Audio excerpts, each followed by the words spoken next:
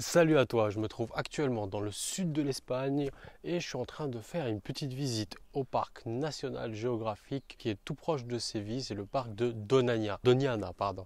Du coup, actuellement, en pleine balade, j'étais dans une réflexion et je voulais te partager ça. Il y a de nombreuses personnes qui souhaitent développer leur boutique e-commerce, etc., mais qui ne pensent pas à déléguer leur business et à mettre en place des automatisations. À mon sens, aujourd'hui, si je suis actuellement, par exemple, en train de me balader tranquillement à des dizaines de milliers de kilomètres de chez moi, c'est tout simplement parce que j'ai mis en place une automatisation et j'ai su déléguer certaines tâches. À mon sens, la première tâche que tu dois déléguer dans ton business, c'est le service client. Un entrepreneur n'a pas à passer du temps sur des tâches qui n'apportent pas de valeur dans son business. Donc la première chose, c'est vraiment déléguer le service client, déléguer la gestion des commandes. Je vais te parler dans cette vidéo maintenant de comment est-ce que je fais pour déléguer, comment trouver des prestataires, combien ça coûte, quelles sont les astuces à connaître et pourquoi tu dois absolument commencer à le faire dès le début, même si tu te lances actuellement dans le dropshipping et le e-commerce. Pourquoi déléguer? Tout simplement parce que si tu embauches la bonne personne,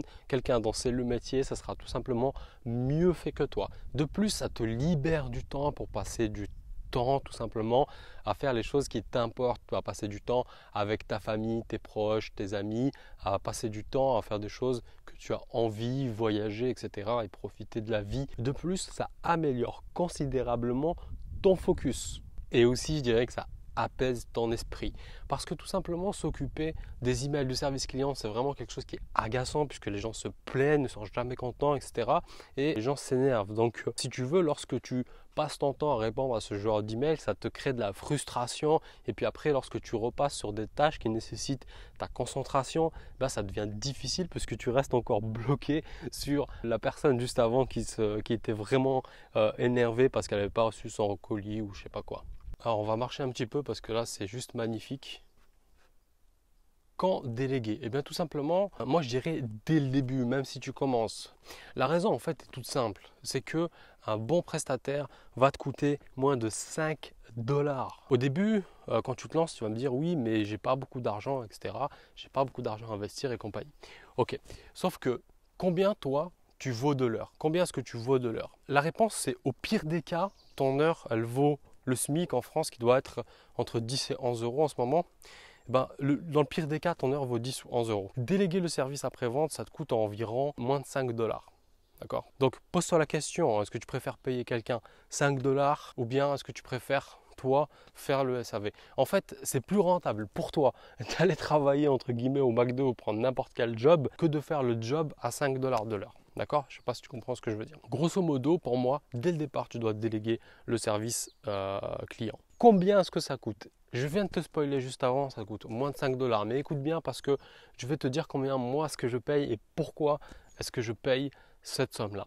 En réalité, moi je paye beaucoup plus cher que 4 dollars, que 5 dollars de l'heure. Tu peux très bien trouver des prestataires à 4 dollars, peut-être 3 dollars, etc. Mais je te conseille pas de descendre trop en dessous des 4 dollars. Ça coûte vraiment pas cher. Par contre, pourquoi est-ce que moi je paye plus cher? Tout simplement parce que grâce à ton service client, grâce à un très bon SAV, le service client te rapporte de l'argent. Oui, tu as bien entendu, c'est rentable pour toi. D'accord? Donc, si tu as un bon service après-vente, ça te fait gagner de l'argent. Mon service après-vente, je paye 8 dollars de l'heure, mais parce que mon virtuel assistant me fait gagner littéralement de l'argent. J'ai divisé mes coûts de remboursement par 3, quasiment par 3, juste en changeant de prestataire. Avant, j'avais un autre virtual assistant qui me coûtait un peu plus de 4 dollars de l'heure et j'avais des taux de remboursement qui étaient juste affreux et du coup j'ai changé, j'en ai pris un autre qui avait un peu plus d'expérience, etc.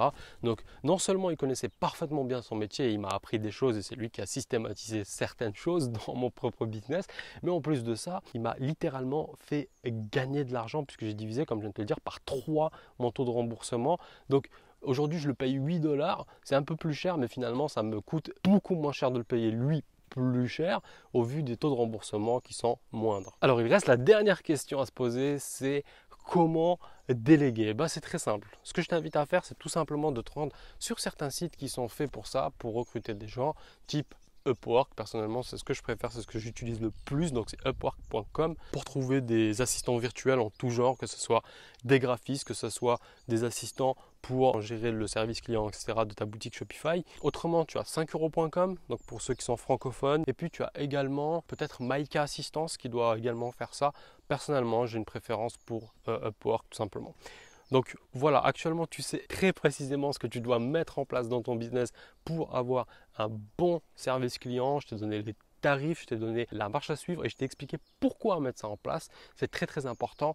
Et puis juste après, ça te permet de pouvoir profiter tout simplement de tout ce que tu souhaites profiter dans la vie au lieu de passer du temps à tout simplement répondre aux emails. Avant de faire ça, au début, j'ai passé beaucoup de temps à répondre moi-même aux emails et en fait, c'est vraiment une horreur parce que tu vois, même quand je partais en vacances, j'étais jamais vraiment libre et je pouvais jamais vraiment profiter tout simplement de tout ce que je faisais, puisque dès que tu rentres à l'hôtel ou ton Airbnb le soir, tout simplement tu es obligé de te mettre sur l'ordinateur pour répondre à des gens qui sont pas contents et ça te crée de la frustration et tu vois, tu profites pas vraiment. Donc je t'invite à mettre en place très rapidement ton service client, ce sera professionnel et ça te fera gagner de l'argent le plus tôt possible. Je te dis à très vite, ciao.